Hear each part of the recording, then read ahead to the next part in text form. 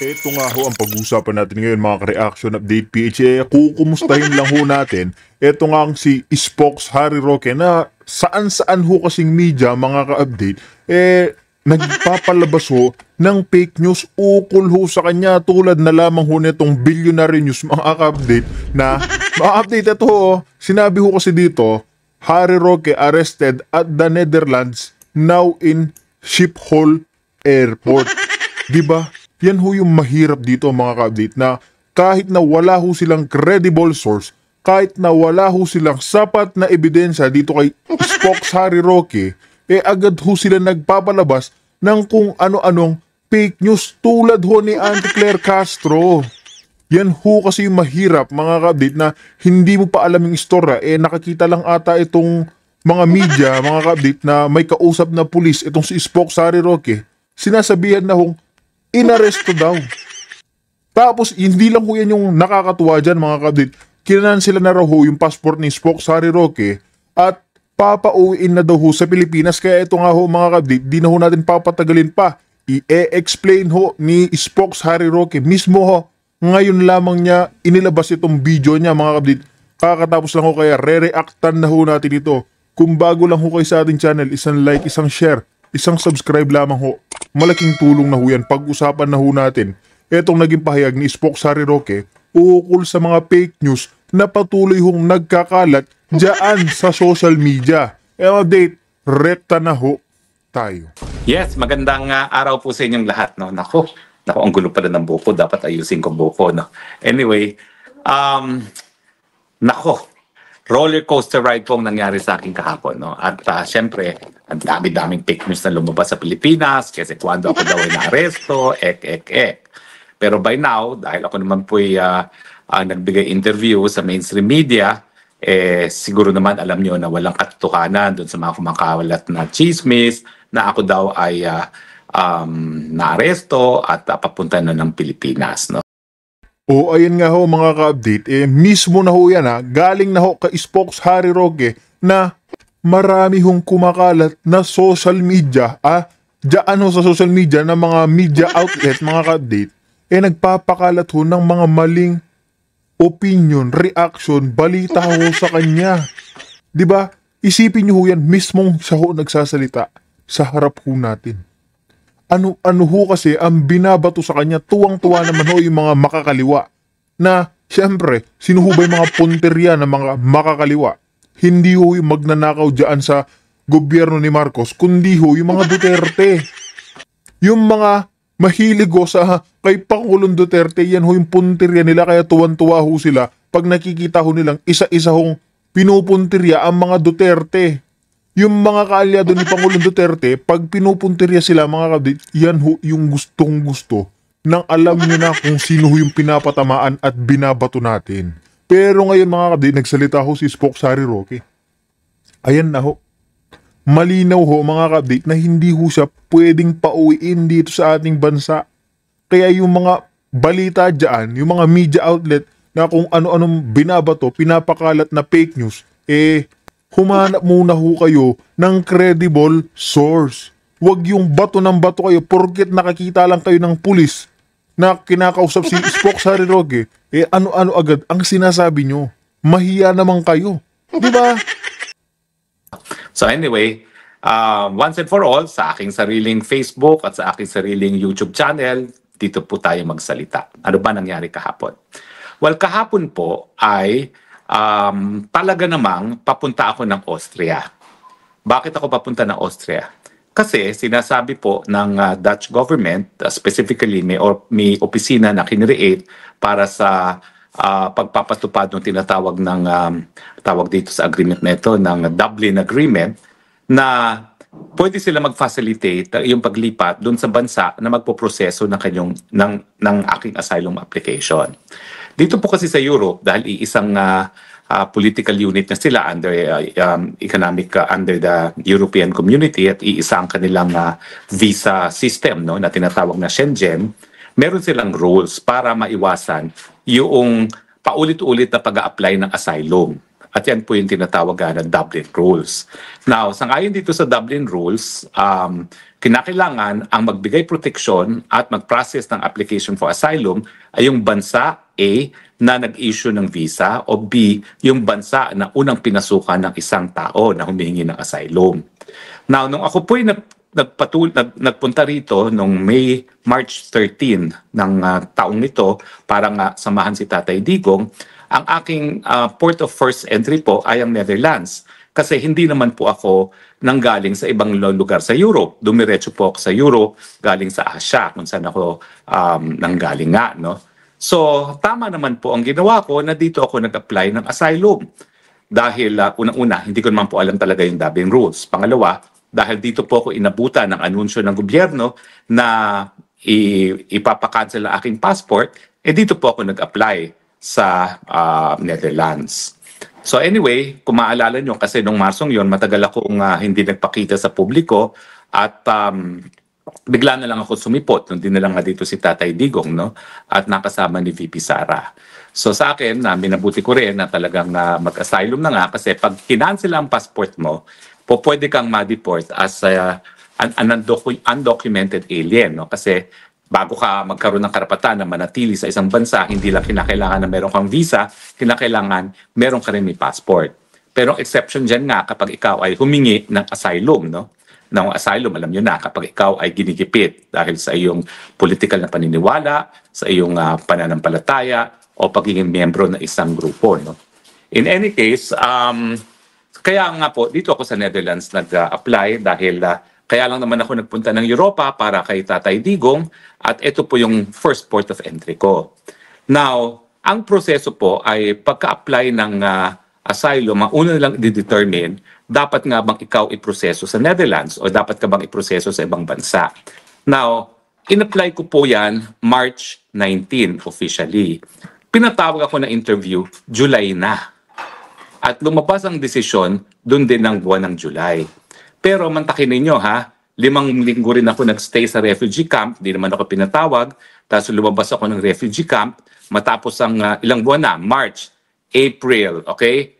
March, April, so umalis ako ng kampo April, so mga 2 buwan na akong hindi nakatira sa kampo, tsaka pa lang ako pinatawag sa interview. At nagulat nga ako dun sa interview dahil ang tinanong lang, sino ba nag-issue ng visa mo? Austria. Paano ka ba pumasok ng Netherlands noong March 13? Dahil doon sa visa na in-issue ng Austria. Tapos sinabi sa akin na ayon sa Dublin rules talaga, pag ikaw ay merong passport at merong visa, kinakailangan doon ka sa bansang issue ng visa ipoproseso. O di ba kaya mga update, ito hinahamon kasi ni Auntie Claire Castro na si Spokes Harry Roque umuwi daw ho ng bansa. Hindi ho ba siya nahihiya mga update? Yung kakatalak niya ho dyan, wala hong napupuntahan. Kaya mga update, tama naman ho itong si Spokes Harry Roque kung saan ho siya na-issuehan, doon ho dapat siya prosesuhan. Kasi etong gobyerno nga ni Marcos Jr. mga update, sobrang gulo ho niyan. Paano ho natin masasabing magulo? Isipin nyo, pati ho dito sa Netherlands, sa Europe, nakikisaw-saw na ho yung Pilipinas. Hindi na ho dapat tayo makialam dyan. Hindi ho tayo pwede makialam. Noong 2019 pa lamang mga update, kumalas na nga tayo dyan sa ICC. Pero ano hong ginawa nila kay Pangulong Duterte? Yung gobyerno ni Marcos Jr. Pinagkanulo nila sa mga kano. Ganyan ho kawalang yung admin ni Marcos Jr. Kaya ano ho bang i-expect natin ngayon? Ano ho bang expect natin sa pwede pang gawin ng mga hinayupak na ito? Ang nakakatawa lang kasi dito mga update, yung mga media outlet pa rin na nagpapakalat ng kung ano-ano, mga fake news. Sampal ho sa kanila yung pagpapahayag ni Spokes Harry Roque. Di ba? Hindi naman ibig sabihin na doon ka dapat lang mag-apply. Pwede ka mag-apply kahit saan, sa Shenzhen, pero kapag ikaw apply na asylum at na-apply sa iyo ang Dublin rules, kinakailangan ipadala ka doon sa bansa na nag-issue ng visa at doon ka mag-apply ng iyong asylum. Pero malinaw, habang ikaw ay nag-apply ng asylum, whether or not ipoproseso ka doon sa bansang yon, meron ka ng karapatan to non-refoulement, na karapatan ng lahat ng asylum seekers. At ito nga yung karapatan na unang-una, hindi ka mapauwi sa iyong bayan habang hindi pa tapos yung proseso ng asylum. At pangalawa, hindi ka dapat subjected to criminal prosecution for illegal entry maski ikaw ay walang passport at walang visa. So in any case, so yung patapos ng interview ko sa July, dumating yung letter following day or mga 2 or 3 days na dapat nga sa Austria akong mag-apply. Now, from that decision, nag-appeal up naman po ako. At nagkaroon kami ng hearing noong Setyembre. Now, meron kasi mga exceptions naman sa Dublin Rules. Ang mga exception naman kasi sa Dublin Rules, yung Dublin Rules naman, ang dahilan lang yan para walang forum shopping. Para iisa lang ang magdedesisyon para sa buong EU, sa buong Schengen area, kung ikaw ay qualified nga sa asylum o hindi. So, pero may mga exception. Ang tawag dyan ay sovereignty clause. Ano yung mga exceptions na in-invoke ko? Una-una, well, yung nagbibigay ako ng legal advice kay Tatay Digong, no? Pagamat hindi ako naging abogado, kasi nga, nag-object sa akin yung prosecution. Dalawa yung basihan ng ICC prosecution kung ba't ako inobjectan. Miyembro daw ako ng gabinete ni Tatay Digong sa panahon na liniliti si Tatay Digong at pwede raw akong ipatawag bilang isang witness. Pangalawa, dahil nga daw ako'y kumukuha ng asylum, hindi ko maasikaso yung pagiging defense counsel ni Tatay Digong. No? Pero sa Pilipinas naman po, ang pagbibigay ng legal advice ay practice of law na. So sa akin, kinukonsider ko pa rin na kliyente ko si Tatay Digong dahil sa mulat-mula, 2017 pa lamang, ako na nagbibigay ng legal advice sa kanya tungkol sa ICC. 2017 pa lang po. No? At in fact, noong 2018, ako rin ang nagtalumpati sa ICC Assembly of State Parties na nagbigay babala na kung gagamitin ang ICC bilang sandata ng mga kalaban ni Tatay Digong para siya ay guluhin at parusahan sa kanyang mga ginagawa na sa tingin naman niya ay obligasyon niya bilang presidente. Ito nga po yung war on drugs, bibitiw at bibitiw ang Pilipinas no, sa pagiging miyembro ng ICC na ginawa naman natin later on. Bukod pa dyan, ang sabi ko nga, meron din ako isang kliyente rito sa Antwerp, 1 hour away. Ito si Distress Mother. Naalala niyo na si Distress Mother? Yan yung kanyang mga anak ay kinidnap sa Turkey sa pamamagitan ni Lisa Araneta Marcos, na kapag kami naman ay nalayo dahil malayo ang Austria sa Belgium, sa Antwerp, na 1 hour away lang from The Hague, masisira yung aming attorney-client relationship. Pero ang pinaka-importante ay meron na akong personal life sa The Hague. Ano ibig sabihin ng personal life? Meron na po akong community. Meron na ako ditong mga, kumbaga, napakalalapit na mga kaibigan na bagamat hindi ko kamag-anak, ay nagsisilbing kamag-anak na rin. No? Ito yung mga tunay na nagmamahal sa akin, nagmamalasakit. Ito yung mga supporters ni Tatay Digong na sinusuportahan din tayo dahil nasa ating paninilbihan kay Tatay Digong at tumutulong literally sa aking pang-araw-araw na buhay. Now, ang rule is, kapag na-apply ang Dublin Rules na magkakaroon ng disproportionate effect doon sa mga to your personal life, yung madidislocate ako completely sa Filipino community rito na masisira talaga yung aking personal life, hindi naman dapat ipatupad ang Dublin Rules. Ang problema, natalo po ako dun sa appeal. Natalo ako sa appeal, kailan lamang? September ang hearing, natalo ako sa appeal, ngayon po ay Nobyembre, itong buwan lang ng Nobyembre, natalo ako sa appeal. So tinatanggap ko na dahil inopera ko, in fact, lumabas yung desisyon araw ng na-opera ko sa aking likod, October 30. In fact, bago ako pumasok sa surgery, natanggap ko yung desisyon, natalo ako dun sa appeal ko at kinakailangan pumunta ng Austria. Kaya naman po, matapos ang aking operasyon, ay naghahanda ako talaga na pumunta ng Austria. Pero ang katunayan po, matapos ang aking operasyon, binigyan ako ng appointment ng aking neurosurgeon na ang next appointment namin ay 2 months after the operation. Bakit 2 months? Well, hindi lang po yan sa schedule ng neurosurgeon. It will take 2 months po para gumaling ang spine kasi masela ng spine. So, kaya niya ako titignan muli 2 months para malaman kung ako'y completely okay na o hindi. Pero meanwhile, syempre, ang number 1 rule kapag inoperahan ka sa spine, bawal magbuhat. Kaya nga po ako miski sa grocery, ngayon nagpapasama ako sa mga kaibigan natin dito dahil hindi ako po pwede magbuhat ng in excess of 1 kilo. So 30 po yan of October na operahan ako. So tanggap ko yan. So nakipag-ugnayan na sa akin yung opisina. May tinatawag sila na Dublin Transfer Something, DTV, na trabaho nila na i-facilitate yung paglipat doon sa bansa nga na magpoproseso ng asylum. Now, sagot naman po nila lahat. So ako naman, masunurin. ba't naman ako hindi ko susunod, no? Eh, laki naman ng utang na loob ko sa Netherlands, no? Nung operasyon ko sa October 30, matagal ko na pong karamdaman yan, mga 14 years ago na. Sa Pilipinas, ang laki-laki ng pinababayad sa akin ng mga doktor. Dito, libre lahat. Yan po ay universal healthcare. So nakikipag-meeting naman po ako, nakikipag-ugnayan, at bagamat wala naman akong choice kung kailan ako aalis, sabi ko, sige, tatanggapin ko naman yan. Ang problema, yung aking doktor, nagsabi, hindi ka po pwedeng lumipad hanggang hindi matapos yung conference ko with a neurosurgeon. Ang conference po namin ay January 8. Meanwhile, anong nangyari? Supervening. Well, nung operasyon ko po, may napansin sila na unusual growth sa aking scalp, okay, sa ilalim ng buhok. At ang sabi nila, patignan mo yan because it looks suspicious. So una, nagpunta ako sa dermatologist. Tinignan ng dermatologist. Sabi niya, I think you really need to go to the hospital and have it examined and have it studied. Ibig sabihin, ipa-biopsy. Pero hindi kasi ginamit yung word na biopsy. Now, dito po sa Netherlands, kasi libre nga lahat, ang tagal ng mga appointment sa specialista. Pero kapag urgent, kaagaran, binibigyan ka ng schedule sa ospital. So yung dermatologist, pinabalik ako doon sa aking GP kasi sa Universal Healthcare, meron lahat tayong GP, tapos ang GP ang magsasabi ko anong gagawin. So pinabalik ako na sa GP ng dermatologist at pinapunta ako sa ospital for further study. Yung pala yung further study is biopsy. So pinabiopsy ako ngayon 2 days ago pero hindi ko alam na ibabiopsy ako kasi ang alam ko lang further study. So nung nagpunta ako 2 days ago sa hospital mismo, nagulat ako na pinahubad na ako at pinaprepare ako for day surgery. Hindi talaga ako handa na magpa-day surgery kasi akala ko titignan lang ulit, pag-aaralan ulit for further study. Yung pala, biopsy na.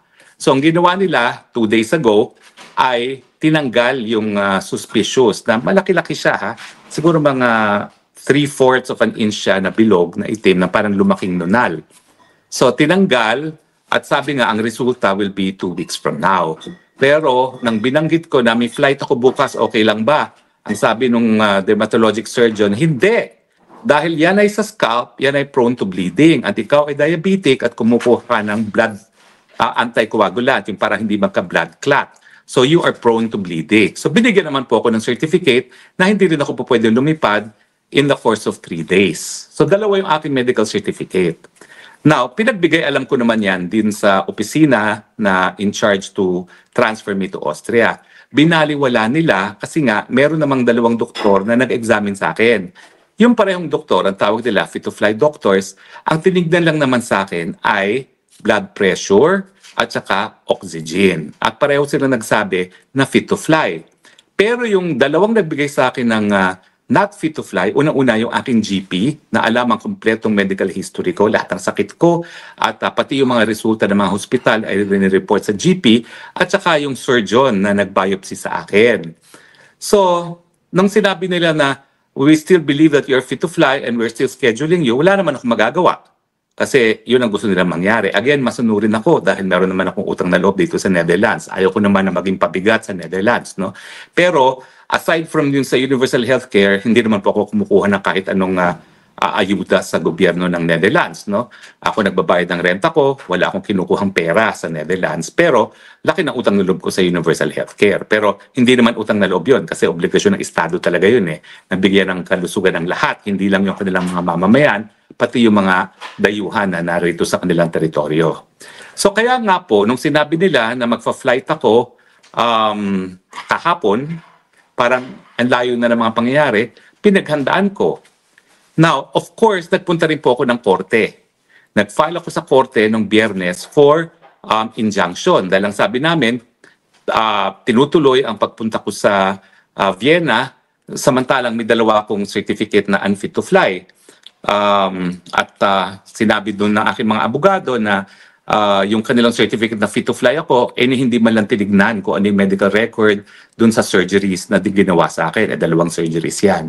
At saka between yung sarili ko mga physicians na nag-opera sa akin at yung mga kinuha lang ang aking blood pressure at ang aking oxygen level, syempre, dapat mas paniwalaan yung sarili kong mga physicians.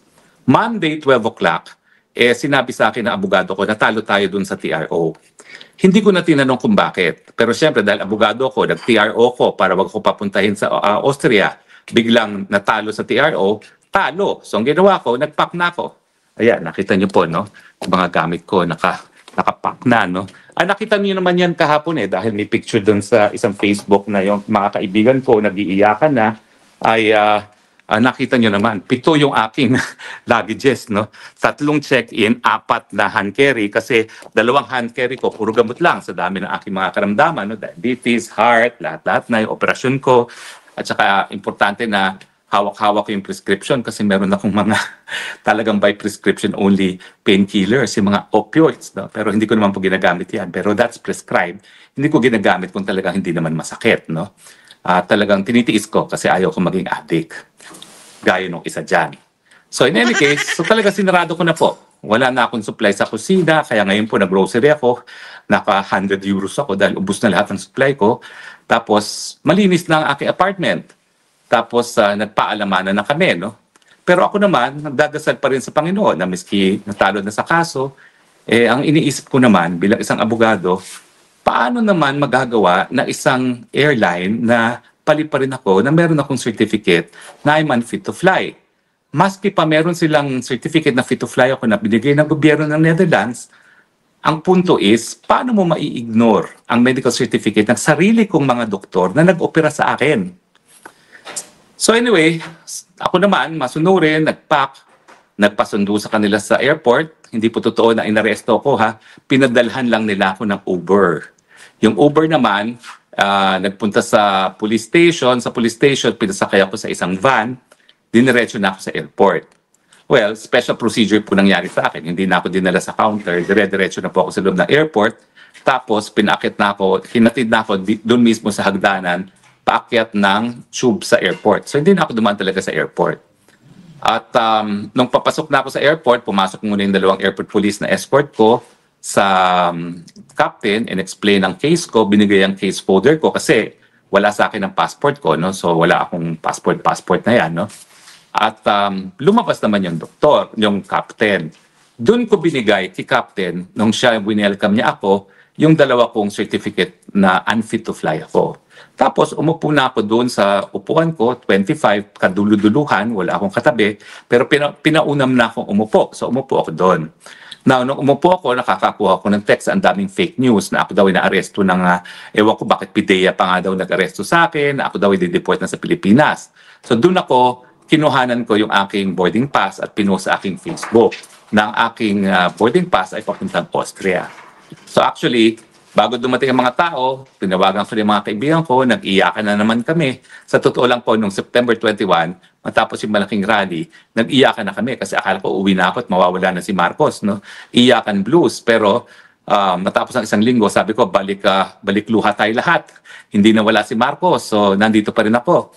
Pero kahapon, nung nandun ako, nakaupo na ako sa aeroplano, naka-fasten seatbelt na ako, tumawag na ako, nagpasalamat na ako. Sabi ko sa mga kaibigan ko, si Vine, si Mary, si Naline, si Eileen, si Charlene, si Jason. Maraming salamat sa inyong lahat. Tatanawin kong utang na loob talaga panghabang buhay ang ginawa ninyo kasi mantakin nyo, walang natulog nung gabing yon. Kasi ang flight ko 9:40, pinasundo ako ng 5:45. Sila Charlene at si Jason, ang plano was susundan nila ako dahil ang duda nila baka hindi ako isakay ng eroplano at idiretso at kidnapit papuntang Pilipinas, no? Hindi naman sila nakasunod kasi nagwangwang yung van at talagang nawala sila at sinabi hindi nyo kami masusundan kasi hindi din naman dadaan siya sa normal process, diretso namin siya sa eroplano. So anyway, nagpaalam na ako at lahat. Nung nakaupo na mga pasahero, lumabas yung captain at umakyat ang 2 airport police. Pinuntahan ako. Dala-dala ngayon yung certificate ko of unfit to fly. Now, in-explain sa akin, I know you have 2 certificates of unfit to fly, but we also have a certificate that you're fit to fly. And the captain said, he's okay with the certificate to fly. So sabi ko, so what is your point? So ang sagot nila, do you want to take this flight? Sabi ko, no. Why not? Because my own doctor said, it is unfit, I am unfit to fly. So sabi ko, why? Tapos sabi nila, so why did you come to the airport and why did you board the plane? Because I thought I had no choice. And I did not want to seem ungrateful to Netherlands, and I did not want, to abuse their hospitality, no? But inulit, but do you want to take this flight? Sabi ko, no, because my doctor says I should not fly. And I believe my doctors, not the word of doctors who did nothing but take my blood pressure and my oxygen. Ayun na nga mga ka-update, no? Kahit na papano nga ang nangyari dito kay Spock Sari, patuloy niya rin pa rin nirerespeto itong, alam niyo na, yung Europe kung ano ho yung pamamalakad o anong proseso dyan. Pero nga, itong mga media outlet pa rin na ito, mga ka-update, kahit na ano hong gawin nila, kasi mga update, isa lang ho yung nakikita ho natin dyan. Sinasampal ho ng malalaking pera itong mga hindi naman ho natin nilalahat, pero marami ho kasi dyan sa media outlet para magpakalat ng fake news, para pagtakpan itong ginagawang kabalastugan, kaanimalan na itong admin ni Marcos Jr. Ano ho yung gagawin nilang fake news? Kaya mga update, kung meron ho kayong komento, reaction, pag-usapan na ho natin sa ating comment section.